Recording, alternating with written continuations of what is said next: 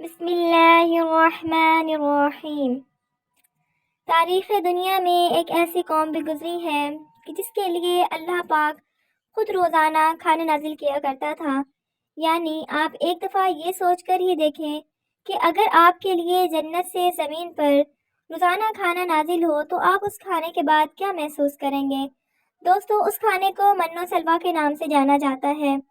ہم نے اکثر ایسے انبیاء کے قصے تو پڑھے ہیں جنہیں اللہ غیب سے رزق عطا کر دیتا تھا، لیکن من و سلویٰ ایک ایسا کھانا تھا جسے ایک نبی کی پوری امت کے لیے نازل کیا جاتا تھا، اور پھر یہ بس ایک ہی دفعہ نہ ہوا بلکہ ایک خاص عرصے تک روزانہ صبح شام نازل ہوتا رہا۔ ناظرین گرامی، بنی اسرائیل کے آباء و اجداد کا وطن شام تھا، لیکن حضرت یوسف علیہ السلام کے دور میں جب انہوں نے دیکھا کہ یوسف علیہ السلام مصر میں طاقتور ہو گئے ہیں تو بنی اسرائیل ہجرت کر کے آہستہ آہستہ مصر میں آباد ہو گئے۔ حضرت یوسف علیہ السلام کے بعد بنی اسرائیل پر فرعونوں کی غلامی کا دور شروع ہوا، اور آخر کار یہ غلام اللہ کے پیارے نبی حضرت موسیٰ علیہ السلام کے دور میں ختم ہوئی۔ فرعون جب سمندر میں غرق ہو گیا تو حضرت موسیٰ علیہ السلام کو اللہ پاک کا حکم ہوا کہ اپنے ملک شام کو قوم عمالقہ کے قبضے سے چھڑوائیں۔ قوم عمالقہ ملک شام پر قابض ایک طاقتور قوم تھی جو اس وقت دنیا کی سپر پاور مانی جاتی تھی۔ فرعون کی غلامی سے نجات حاصل کرنے کے بعد بنی اسرائیل کو حکم ہوا کہ عمالقہ سے جہاد کر کے ان سے اپنا وطن آزاد کرائے۔ بنی اسرائیل جہاد کے لیے ملک شام کی طرف روانہ ہوئے۔ جب یہ عمالقہ کی حدود کے قریب پہنچے تو ان کی قوت اور طاقت کا حال سن کر ہمت ہار بیٹھے اور جہاد سے منہ موڑ کر واپس لوٹے۔ اللہ تعالیٰ نے ان کی اس جرم کی سزا یوں دی کہ وہ اپنے گھروں تک جانے کی فکر میں دن بھر سفر کرتے، رات بسر کرنے کے بعد صبح کو اپنے آپ کو وہیں پاتے جہاں سے گزشتہ صبح انہوں نے سفر کا آغاز کیا ہوتا۔ اسی پریشانی حالی کے عالم میں 40 سال انہوں نے میدان طیہ میں گزار دیے۔ اس وادی میں نہ کوئی سایہ دار درخت تھا اور نہ ہی کوئی عمارت، نہ پینے کے لیے پانی، نہ کھانے کے لیے کوئی چیز، نہ ہی ضروریات زندگی کی کوئی دوسری چیز۔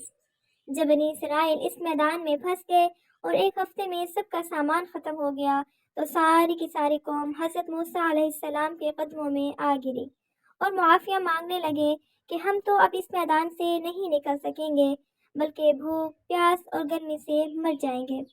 یاد رہے کہ اس وقت بنی اسرائیل کی تعداد 6 لاکھ تھی اور میدان کی لمبائی 27 میل تھی۔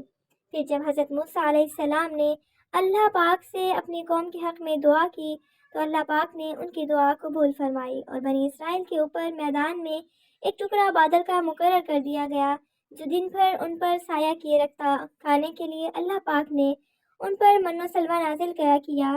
پانی کا اللہ پاک نے ایسا انتظام کیا کہ حضرت موسیٰ علیہ السلام کو حکم ہوا کہ کوہ طور کا جو سفید پتھر ہے اس پر اپنا عصا مارو۔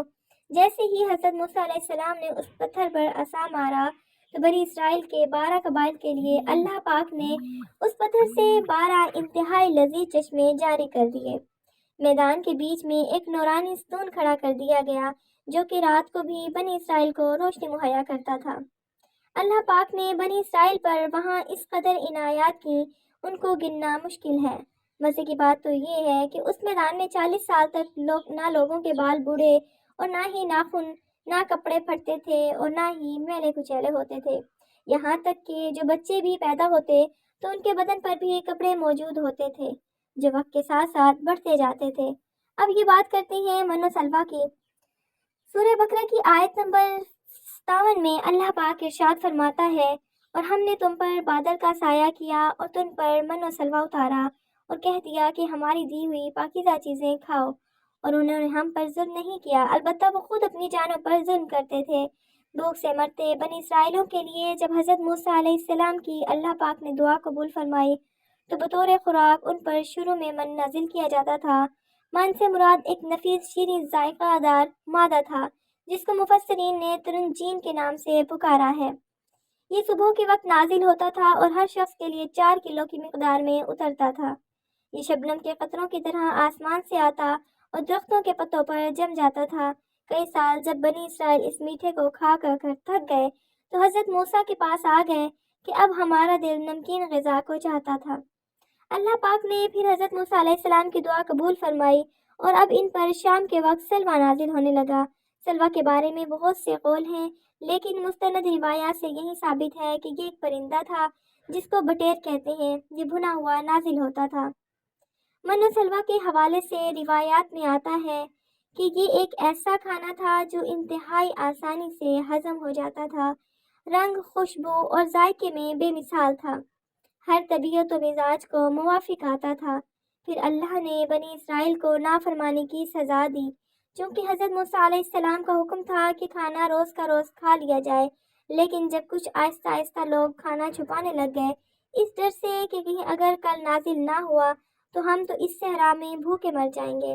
جب انہیں اللہ پاک کی ذات پر یقین نہ رہا تو اللہ پاک نے ان کو یہ سزا دی کہ اس دن کے بعد دوبارہ کبھی من و سلوہ ان پر نازل نہ کیا گیا، اور جنہوں نے من و سلوہ ذخیرہ کیا تھا ان کا کھانا گل سڑ گیا۔ اس بارے میں حضور اکرم صلی اللہ علیہ وسلم کی حدیث مبارکہ ہے کہ اگر بنی اسرائیل نہ ہوتے تو کبھی کھانا خراب اور گوشت نہ سڑتا۔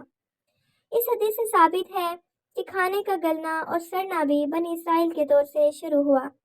قرآن پاک میں ارشاد باری تعالیٰ ہوتا ہے، جب تم نے موسیٰ سے کہا، اے موسیٰ، ہم سے ایک ہی قسم کے کھانے ہرگز صبر نہ ہو سکے گا، اس لیے اپنے رب سے دعا کیجئے کہ وہ ہمیں زمین کی پیداوار، ساگ، ککڑی، گیہوں اور پیاز دے۔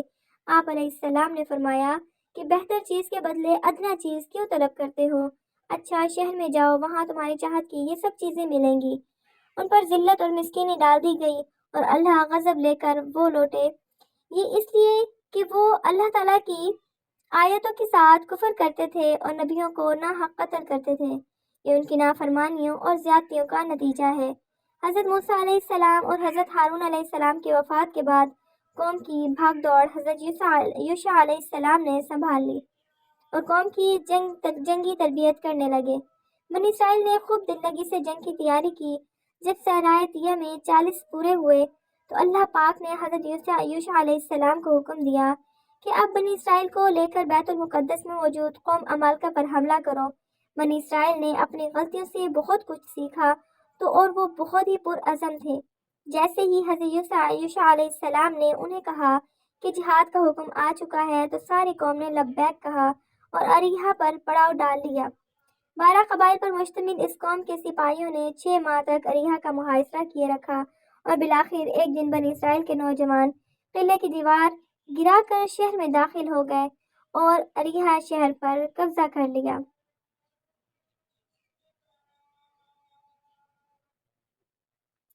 تو دوستو، یہ ہماری کہانی تھی آج کی۔ یہ کچھ دینی معلومات تھی، امید ہے آپ کو اچھی لگی ہوں گی۔ اگر اچھی لگی تو ویڈیو کو لائک کریں، شیئر کریں، چینل کو سبسکرائب کریں۔ پھر ملیں گے ایک نئی ویڈیو کے ساتھ، تب تک کے لیے اپنا خیال رکھیے۔ اللہ حافظ۔